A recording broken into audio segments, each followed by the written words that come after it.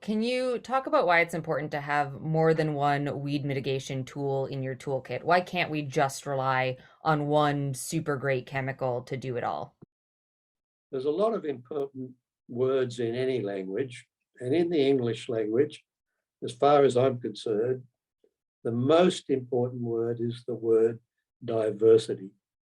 You know, whether we're talking about natural ecosystems, national parks, um, pristine areas, whatever, we've really only got a chance of long-term sustainability if we've got diversity. And that is true in crops, in agroecosystems where crops are grown, like the huge Midwest and Mid-South area of the United States or Canada or Brazil or Argentina or Australia, is a temptation to reduce diversity. You know, in this country, Australia, it's to put the whole thing into one big wheat field. And that's just insufficient diversity. In the US, yes, there's some diversity with the good diversity with the corn, soybean rotation. You've got diversity, you've got two different crops. But you don't have diversity if you spray it all with one herbicide. And so diversity is the key to sustainable agriculture in many parts of the world.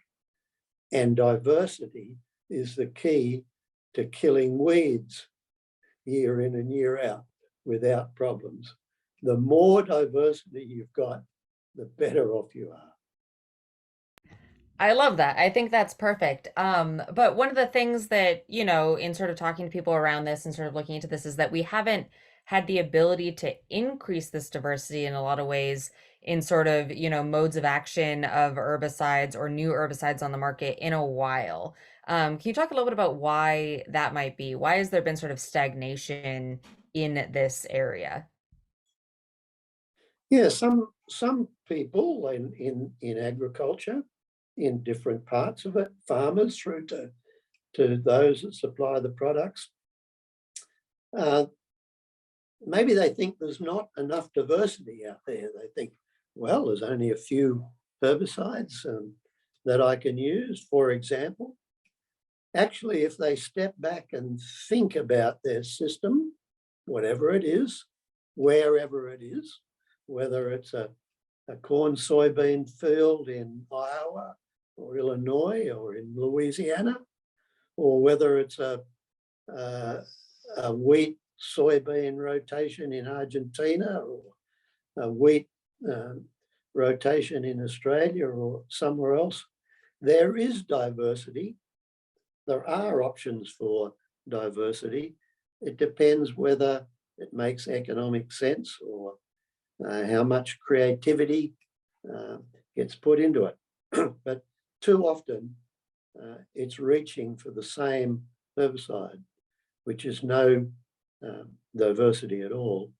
And it's amazing if on a big farm, you use all the available economically rational tools that are available to you, then usually there's enough diversity that you've got sustainability in say, the weed control practices.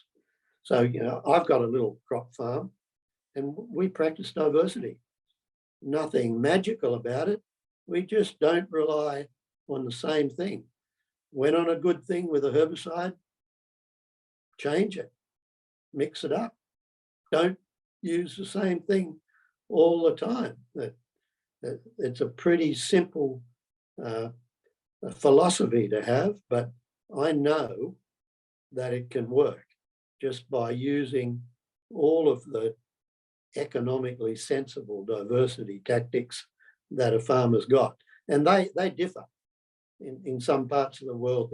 If you're a Japanese rice farmer with very high prices but very small amount of land, then that's very different to an Australian wheat farmer with huge farm, but not many options. So it differs around the world, but the principle is the same: diversity wherever you can fit it in.